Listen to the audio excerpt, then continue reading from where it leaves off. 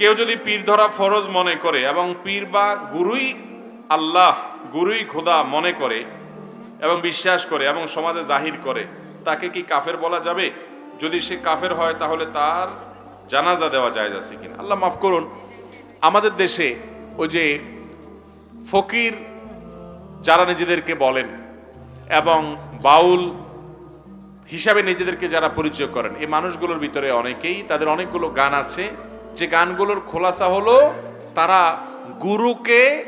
গুরুকে শুধুমাত্র আল্লাহ রাব্বুল আলামিনের সাথে তুলনাই করে না, বরং কোনো কোনো ক্ষেত্রে আল্লাহর উপরে উঠাই দেয়, নাউজুবিল্লাহ। তো এগুলো যদি কেউ করে সজ্ঞানে জেনে বুঝে, তাহলে তিনি যে কাফের হবেন এ ব্যাপারে কোনো সন্দেহ নাই। কারণ কোথাকার কোন গুরু? আরে গুরু তো দিন শেষে একটা মানুষ, সে তো আল্লাহর গোলাম কিভাবে মালিকের সমান হয়?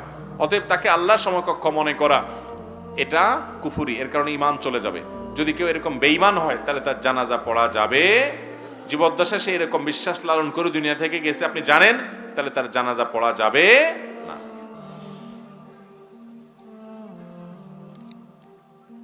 আমাদের সমাজে মাইয়েতের খাট কাঁধে নিয়ে 40 কদম গমন করার পর কবরের উদ্দেশ্যে রওনা করেন, এটা কি সুন্নাহ সম্মত? সুন্নাহ পদ্ধতিটা বুঝিয়ে বলবেন।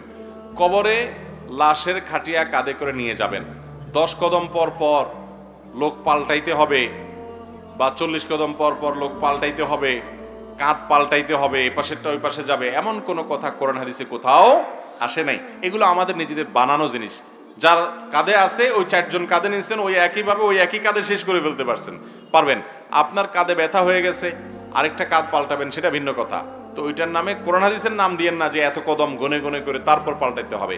মাঝে কেউ চাইলে কাঁধ পাল্টাতে পারে, নতুন মানুষ ঢুকতে পারে, এপাশ থেকে ওপাশ যেতে পারে, কোনো অসুবিধা নাই। অজুর পরে ভিক্স মলম ব্যবহার করলে নামাজের কোনো ক্ষতি হবে কিনা? অজুর পরে আপনি ভিক্স মলম ব্যবহার করেন কিংবা কোনো প্রসাধনী জাতীয় কিছু ব্যবহার করেন, বিশেষ করে ক্রিম, স্নো ইত্যাদি, পাউডার ইত্যাদি, এগুলোতে কোনো অসুবিধা হবে না, অজু ভাঙবে না। মসজিদে তাসবিহ রাখা এবং তাসবিহ দিয়ে জিকির করা এবং শরীয়ত সম্মত কিনা? কেউ কেউ বলে এটা বিদআত, কোরআন হাদিসের আলোকে জানতে চাই। বা এটাকে বিদআত বলাটাকে আমরা সঠিক মনে করি না। তবে তাসবিহ হাতের করে আঙ্গুলের আগায় করা হলো সুন্নাহ। নবী সাল্লাল্লাহু আলাইহি সাল্লাম বলেছেন, তোমরা আঙ্গুলে হাতে জিকির করবা, এটা কিয়ামতের ময়দানে সাক্ষ্য দিবে, এটা উজ্জ্বলতা দিবে, এটা আলো দিবে, নূর হবে।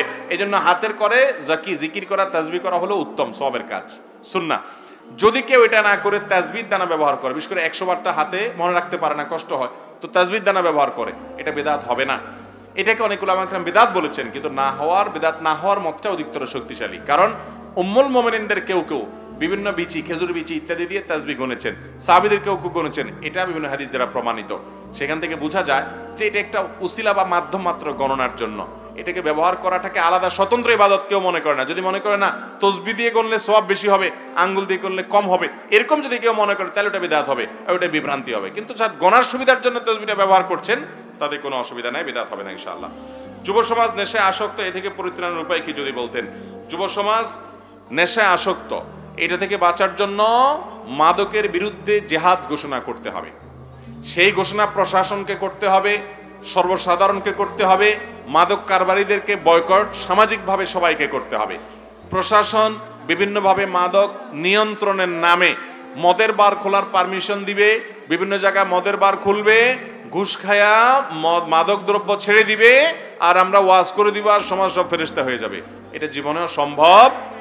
অতএব ওলামা একরাম তাদের কাজ করবেন, প্রশাসন থেকে সর্বোচ্চ 0 টলারেন্সে চলে যেতে হবে মাদকের ব্যাপারে, তাহলে ইনশাআল্লাহ যুব সমাজকে বাঁচানো যাবে।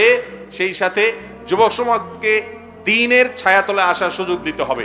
আজ পর্যন্ত একটা যুবক কেউ দেখাতে পারবে না যে সে দ্বীন চর্চা করে, 5 ওয়াক্ত নামাজ পড়ে, টাকনুর উপরে প্যান্ট পরে, মুখে দাড়ি রেখেছে, ফজর নামাজ জামাতের সাথে পড়ে, আল্লাহর ভয় অন্তরে আছে, আবার সে মাদক আসক্ত, এরকম একটা পাবেন? তাহলে বোঝা গেল কিছু একটা নিয়ে যুবকদের বেঁচে থাকতে হবে দুনিয়াতে। তাকে যখন আপনি আল্লাহর সাথে পরিচয় না করাবেন, তখন সে শয়তানের সাথে থাকবে। এজন্য মাদক মুক্ত সমাজ গড়বার জন্য যুবকদেরকে ইসলামের দিকে আনার আহ্বান করার কোনো বিকল্প পথ খোলা। অনেক ধনীর আদরের দুলাল তারা ধ্বংস হয়ে গেছে মাদকের ছোবলে। অতএব একদিক থেকে এটাকে কঠোরভাবে নিয়ন্ত্রণ নির্মূল করতে হবে, আর অপর দিক থেকে ওলামা একরাম যুবকদেরকে দ্বীনের পথে আনবেন, সেটাকে সহযোগিতার সাথে দেখতে হবে।